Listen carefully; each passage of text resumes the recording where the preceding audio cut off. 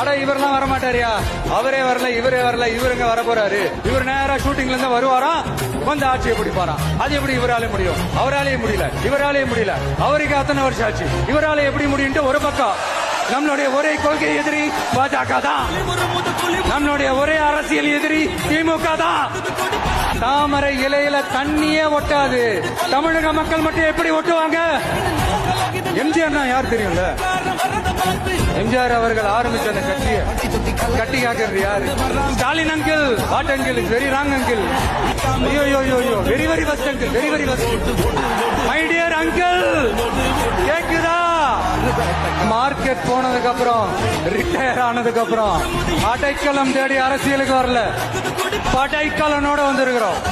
எவ்வளவு பசியில் இருந்தாலும் உயிர் இல்லாததை, கெட்டு போனதை தொட்டு கூட பார்க்காது.